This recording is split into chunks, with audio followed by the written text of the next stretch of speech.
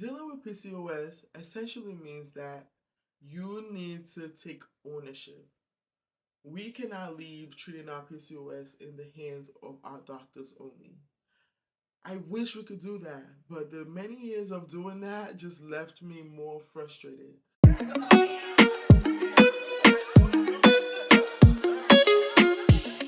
Hello and welcome to my YouTube channel. Thank you for being here today. Today we're going to talk about the top 5 hormones that you want to get tested and monitored if you have PCOS. So if that sounds like something you want to hear more about, stay tuned. So a little background about me. So I was diagnosed with PCOS back in college. So around my freshman, sophomore year of college, I was diagnosed with PCOS. And how did that happen? I was having a lot of pain. Like I would have the missing period or the really heavy ones or the ones that come and don't want to leave.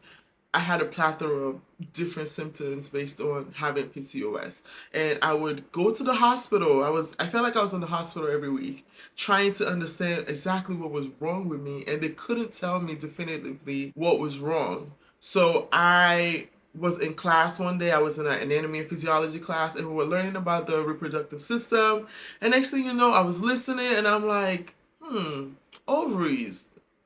All these symptoms this teacher's talking about kind of sounds like what I'm experiencing. But I think I had some hesitation, right? I didn't want to accept that. And I was just like, you don't want to speak that kind of negativity into your life, so do not even accept it. But it stayed in the back of my mind like, girl, this could be what's wrong with you. Like you have all the symptoms this teacher's talking about. So I kept it to myself, but I was still having all the symptoms, so I decided to go to the hospital again. And this time I took it one step further, which was getting a new doctor, because my doctor, my OBGYN, just was not listening to me. I felt like every time I told her something was wrong, she would tell me it's gas. And I'm like, this is not gas pain. This is beyond gas pain, and I need a lot more help than you're willing to give me. So I requested for a new doctor. So yeah, feel free to do that. So after requesting for a new doctor and I explained all of my symptoms to the doctor just looked at me with this like look on his face, and it's just like it looked at me like, I know what's wrong with you, but I also feel sorry for you. That kind of look, right? So it decided that, okay, we need you to do this test and do an MRI and do this and ultrasound. So I did all of it, and it concluded that I had PCOS. At that time, I had the polycystic, ovary, and I had all this. I actually had a tumor that had grown at that point as well. So this was super frightening, and it was like, we need to do surgery in the next week. So it just felt like my life took a complete 180 in that moment when that diagnosis was made, and it just felt so hard to deal with at that time. But I thought everything's gonna be fine. We'll do the surgery and then everything's gonna be okay. And that wasn't the point. I was still having the same symptoms. So that it dawned on me that there's something else that I need to do to deal with this issue.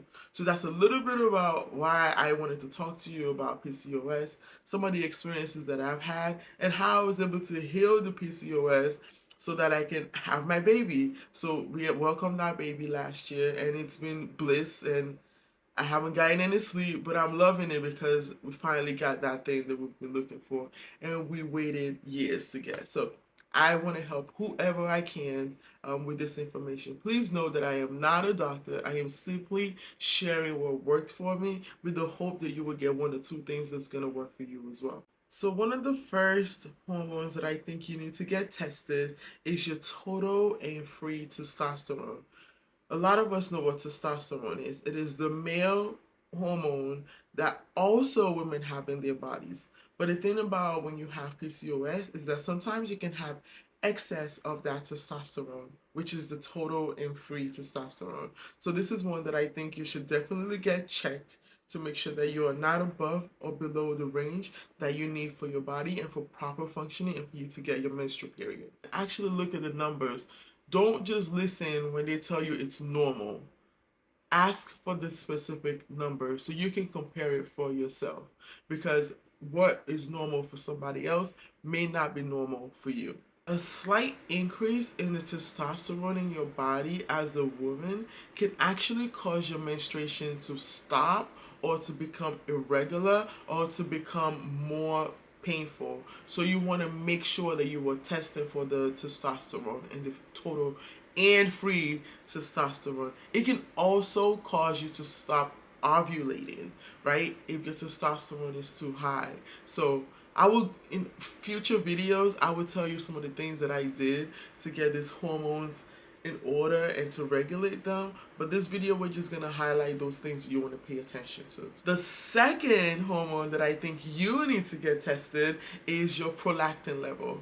So prolactin is a hormone that's responsible for milk production. It is responsible for breast tissue development. It's responsible for lactation, right? So you don't want to have too much of this hormone in your body, right? Because having too much of it means that something is wrong, especially if you're not breastfeeding or lactating, or shouldn't be breastfeeding or lactating because you aren't pregnant. If you're pregnant and you have high levels of prolactin, it makes sense because you're trying to produce milk. But if you're not pregnant or not getting your period and you're not ovulating, but you have a high level of this, you probably want to get that checked. So what are some symptoms of high prolactin? So high levels of prolactin in the body when you shouldn't have it will cause you to have symptoms of infertility, inability to ovulate. You may be missing a period sometimes. So anything that has to relate with infertility, you may experience. Something else is you may have low sex drive, low libido. You don't want to do it. You don't want nobody to touch you. You know what I'm saying? Because you're just like irritated, right? So if you have high levels of prolactin, you don't even want to do the things that can help you get pregnant, right? You don't want to do. So that's also a sign that something may be off. The third hormone that you want to get tested is estradiol. So estradiol is basically the most active form of estrogen that's in the body. So you want to get that tested, make sure you are within the range of estrogen that you should have in your body. So it's super important to get that tested. Estrogen and progesterone kind of work together to help you with your menstruation and things like that. So get that checked. The fourth hormones that you want to get tested is your luteinizing hormone and follicle stimulating hormones. These two hormones actually work together because they're released from your pituitary glands and they go to your ovaries and basically tell your ovaries what they need to do. Under normal circumstances, the luteinizing hormones will be released and it would go into your ovary and it will tell your ovaries, hey girl, I need you to pop out an egg, right? But when things aren't working the way they're supposed to, then that doesn't happen. So that's what your luteinizing hormones is for, is to tell the ovaries to release an egg. This is what a lot of people call the LH surge. And this happens in the middle of your cycle, and this is when you would normally ovulate. For those who have PCOS, a lot of times that's not happening. And why isn't it happening, you may think? Because a lot of times we already have high levels of luteinizing hormones in our bodies. So we're not going to get that surge, that certain surge that just makes you ovulate. This doesn't happen because we are always having high levels of luteinizing hormones in our body. So just a case in point, if you are somebody who is trying to get pregnant and then you get the ovulation kit and it's always telling you you're ovulating, it's because the luteinizing hormone is just so high that it's not catching a surge. It's just always elevated. So you want to get that checked out. In future videos, if you're interested, in the comment section, let me know. I can talk to you a little bit more about the types of tests that you can take at home, the types of ovulation kits that actually work for those who have PCOS, those who have high levels of luteinizing hormones that can't use the over-the-counter ovulation kits. So just keep that in mind. Another reason why it's important to check for the LH and FSH levels in the body is because they can interfere with testosterone in the body. It can actually cause you to have higher than normal levels of testosterone in the body, which then has a bunch of other issues that it's going to cause down the line, right? So it can cause you to have not have your period, for you to not ovulate. It can mess with your follicular development. Basically, it can mess with the egg development and allow you to create a healthy, viable egg that can actually turn into a baby and that can be fertilized. So it's important to It's very, very important to make sure you get your LH and FSH levels checked. The fifth hormone that you want to get tested is your hemoglobin A1C level. The hemoglobin A1C level is essential for knowing how your body is metabolizing sugar.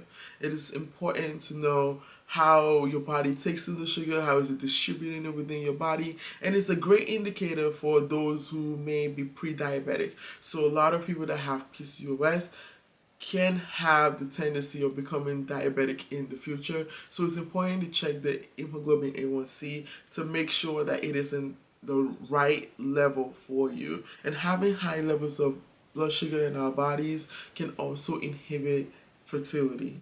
So I have a bonus one for you, and that hormone is progesterone. You want to get your progesterone levels tested.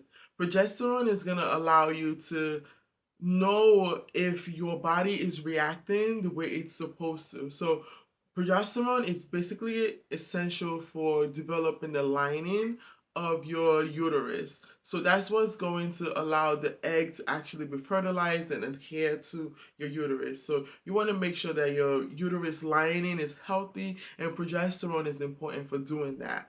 So if you have low levels of progesterone, you need to try to get that improved.